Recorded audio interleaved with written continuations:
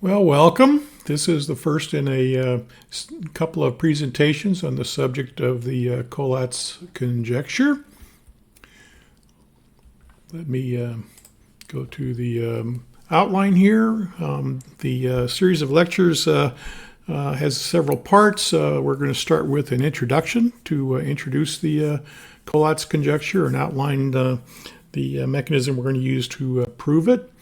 Following that, there's several theorems that cover some aspects of or some properties of the tree that's generated by the Collatz conjecture. Then we're going to map the integers, the positive odd integers in the Collatz conjecture to the assigned integers in the set Z.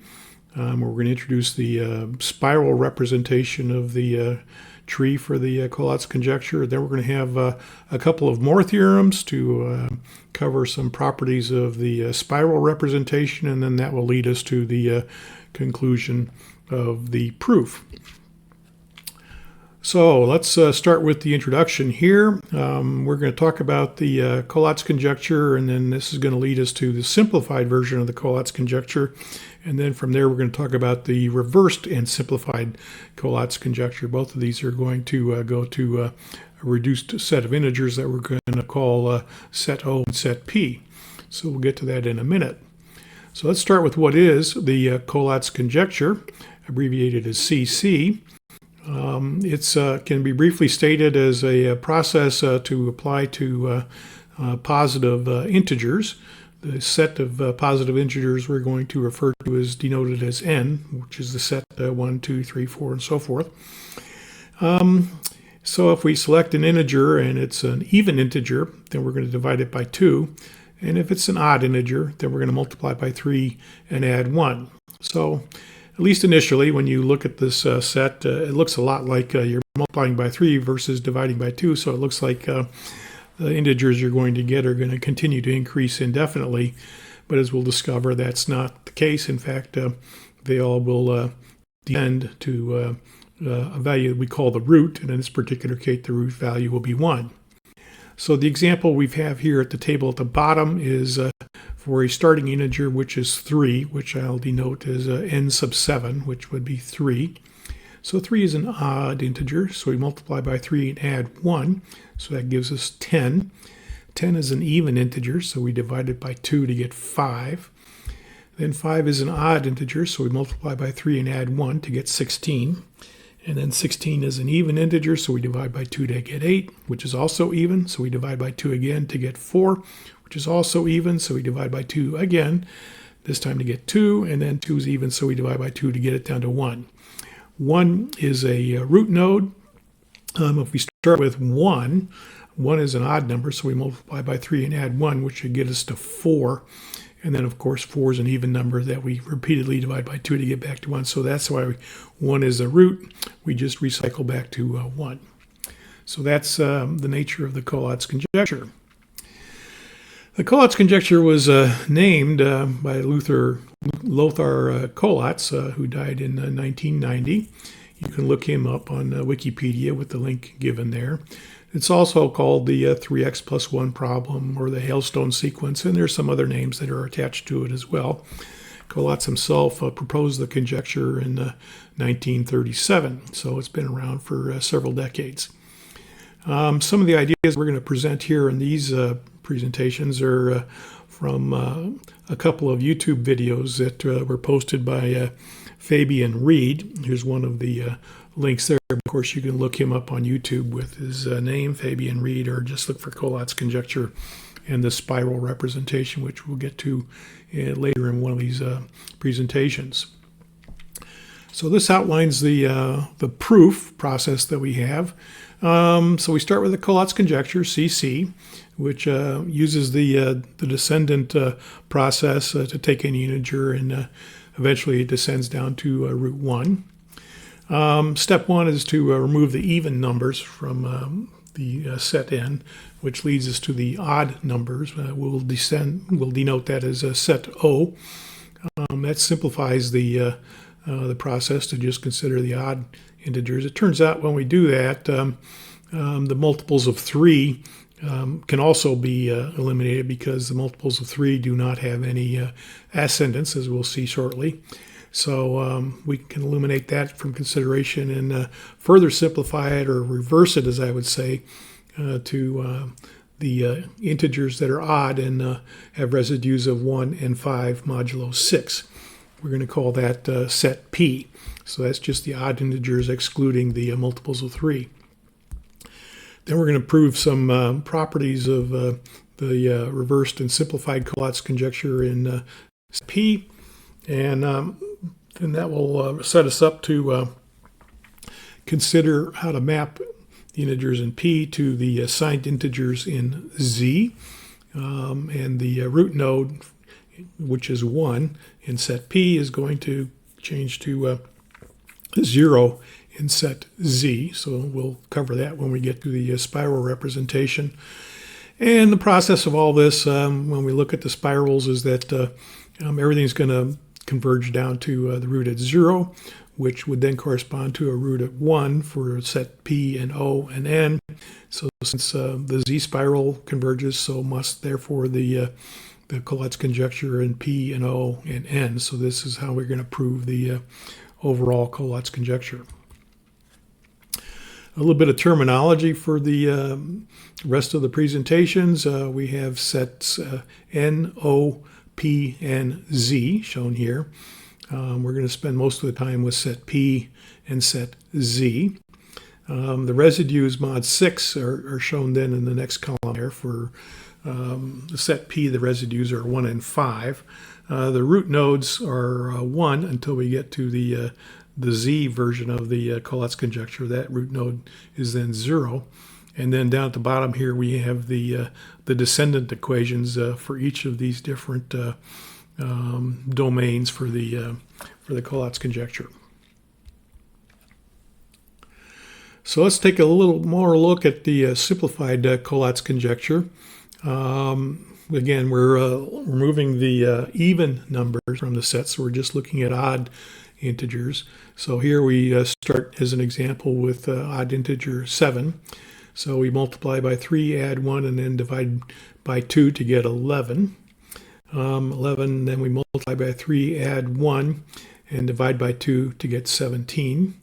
17, we multiply by 3 and add 1, and then divide by 2, and then divide by 2 again. That gets us 13. And then 13, we multiply by 3 and add 1, which gets us to 40. So then we divide by 40, divide by 2, divide 40 by 2 3 times. That gets us to 5.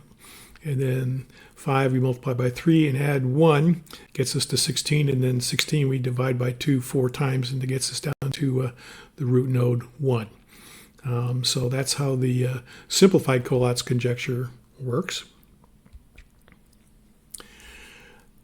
We're interested in reversing the tree, so not only are we going to descend down to the root node 1, we also want to ascend up to more distant branches. So this leads us to invert the equation for descending to reach a rule for ascending, which is shown here. These are two equations, P.1 and P.2.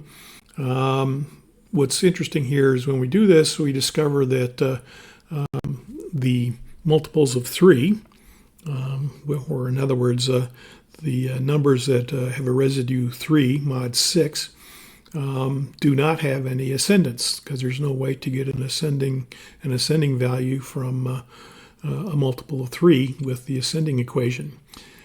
So we're going to call those terminators.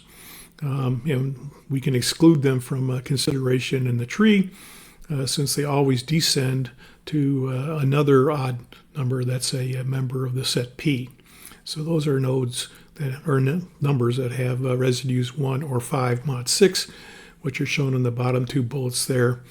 And since we're going to divide by some 2 multiple times, k times in fact, the value of k that's used in that division process depends on whether we're talking about 1 or 5 as the modulus for 6.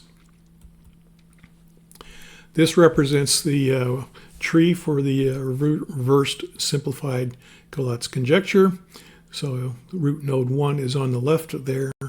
So we can ascend from there to 5 or 21 or 85. There's other ascendants too. These are just the first three shown here.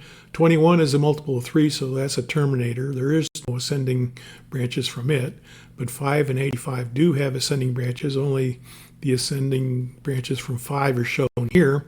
The first few of those are 3, 13, and 53.